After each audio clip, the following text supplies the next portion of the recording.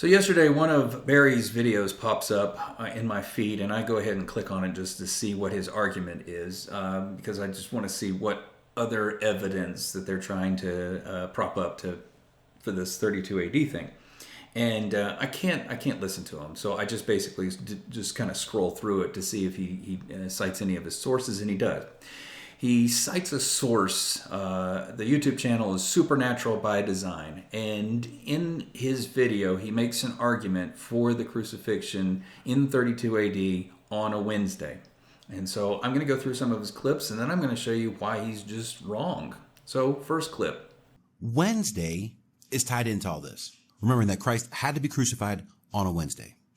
So I completely agree. You don't get 3 days and 3 nights from Friday to Sunday. So it would actually have to be, the Passover would have been landed on a Wednesday, for unleavened bread to be that Wednesday evening, and then going out 3 days, 3 nights. At this point,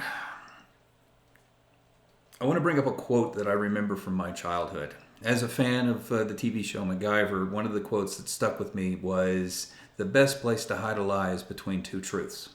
And I think that's kind of what's going on here. Start off with good information and then roll people into the lies. So let's watch the next clip. Anyways, the 14th of that month would have been a Monday. If we're comparing the Hebrew 14th day of Nisan relative to, and here's where the error is at, the Gregorian calendar. Why is that a problem? So real quick, I want to point out that the table he is using is a table of lunar eclipses, which is part of his argument that there was a lunar eclipse that took place during the crucifixion. But let's get into why the Gregorian calendar is a problem. However, it turns out the Gregorian calendar was introduced in 1582 and corrected the previous Julian calendar by adjusting for a leap year drift. And it's the calendar that is in use today. And so clearly we can't use the Gregorian calendar to pinpoint the day of the week in 32 AD because it's over 1,500 years removed from that year. So if the Gregorian calendar came out in 1582, then what calendar should we be using? Thankfully, he's got the answer. The Julian calendar was the one in use during 32 AD. If April 14th, 32 AD is interpreted using the Julian calendar, it falls on a Wednesday. Is that a fact? I wonder if anybody's still using the Julian calendar today. In fact, just kind of a fun side note, the Eastern Orthodox Church still uses the Julian calendar. All right, so let's go over there and take a look, shall we? So here I've pulled up the Eastern Orthodox calendar, and notice we are on April of 32 AD. And if I scroll down here to the 14th of April, we see that it says Holy Monday, which happens to land on a Monday. I'm going to head over to Torah calendar real fast. As you can see, we're in 32 CE, and if I scroll down here, we see that the 14th of Nisan and the 14th of April are on the same day, which happens to be a Monday. So where did he get this idea of Wednesday? Well, if you remember, he said something about the Jewish calendar. So I'll take you over to heapcow.com. Now, this is not that great of a resource because this calendar is based on the Hillel 2 calendar that came out in 359 AD. So it wasn't even in use in 32 AD. But you'll see how they've calculated this, which I find interesting. So if we come to April 32 AD, we see that the 14th day of April lands on a Wednesday. Well, see, there you go. All that other stuff is wrong. Interestingly, the 14th of Nisan, back to Leviticus 23 on the 14th day, that's the Passover, lands on a Monday. By the way, I do want to point out that the Jewish people, out of tradition, moved Passover to the 15th day. That's why you see Passover 1 and Passover 2 on the 15th and 16th of Nisan. But that's just a little side note for you. Now, at least this calendar, when you go up here to the top, gives you a disclaimer. It says, warning, results for year 1752 CE and earlier may be inaccurate. Oh, you don't say.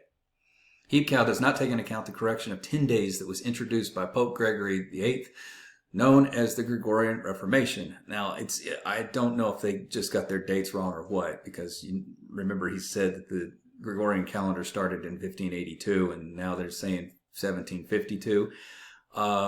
1752 is the year that Parliament had to deal with the Gregorian calendar, and so maybe they just stuck that in there. But at least you can click on this little thing and you can see what actually transpired. Or I'll just tell you. So, a couple of years before Julius Caesar abruptly stopped breathing, he had put in motion a new calendar to help reconcile the problems with the current Roman calendar that existed. And so this process actually took about 50 years.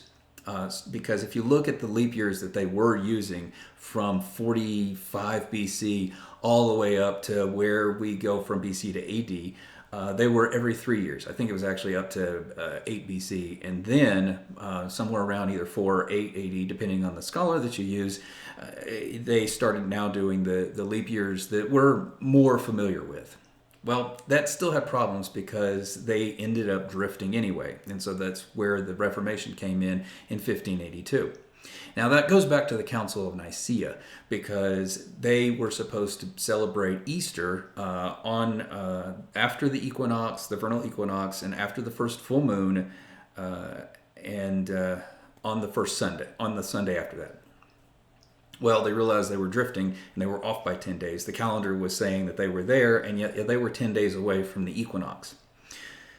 So he decides that he's just going to delete 10 days, and that's where the argument comes in that we are off on the weekly schedule, the days of the week. But the way he did it was clever enough that we weren't.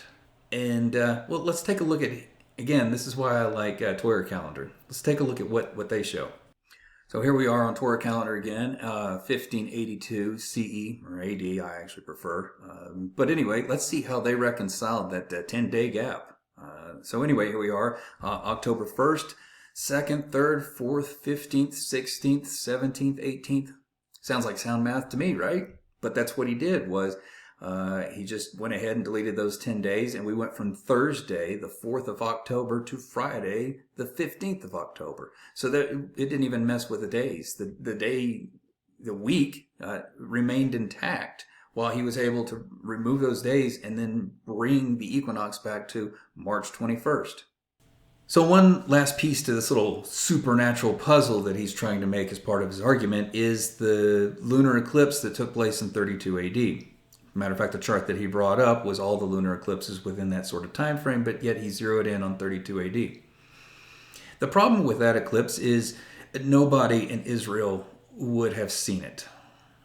The eclipse would have been seen more like towards the Americas, but not in Israel. And so it's not really a sign for that. Another resource that I saw when I was putting this video together was somebody was saying that the April 14th of 32 AD was a Wednesday, it was Passover, and while Yeshua was being crucified, the people in Jerusalem would have seen the lunar eclipse rising in the sky.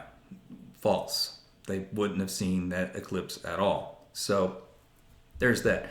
So I see that a lot of people, they're really trying to gravitate towards this 32 AD. They're really trying to make it fit. And really, this goes back to a command that Yeshua gave. When Yeshua's disciples asked him what was the sign of his return, he responded with, "Let no man deceive you by any means," which should tell you that people are out there trying to deceive you. Now, is that the case with this individual? I don't know. I think his name's Garrett. But anyway, is that the case with this individual? I don't know.